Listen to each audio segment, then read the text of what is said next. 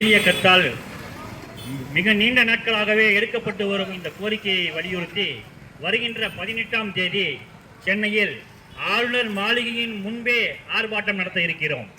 இது நேரடியாக ஆளுநருக்கே இந்த செய்தியை கடத்துவதாக தான் இருக்கிறது. ஆளுநர் மாளிகைக்கு முன்பே ஆர்ப்பாட்டம்.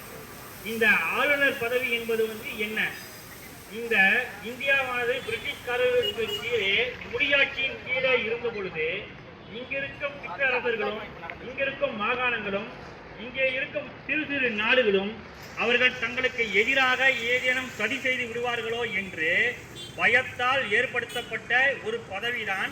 அவர்களை கண்காணிப்பதற்கும் அவர்களுடைய அதிகாரங்களை மட்டுப்படுத்துவதற்கும் ஏற்படுத்தப்பட்ட ஒரு பதவிதான் இந்த ஆளுநர் பதவி.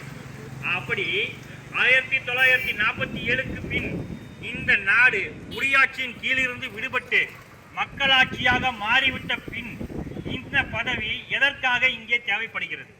எதற்காக இங்கே இருக்கும் மக்களாட்சியை கண்காணிக்க இங்கே இருக்கும் மத்திய அரசுக்கு ஆளுநர் தேவைப்படுகிறார்? எதற்காக?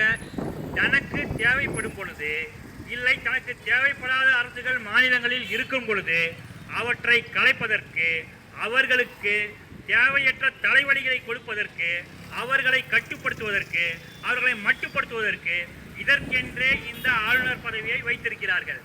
இந்த விடயத்தில் கடந்த காலங்களில் ஆட்சியில் இருந்த காங்கிரஸ் அரசாங்கமும் இப்பொழுது இருக்கும் பிஜேபி அரசாங்கமும் இரண்டும் ஒத்திசைவோடு ஒரே கொள்கையோடு தான் நடந்து கொண்டிருக்கின்றன.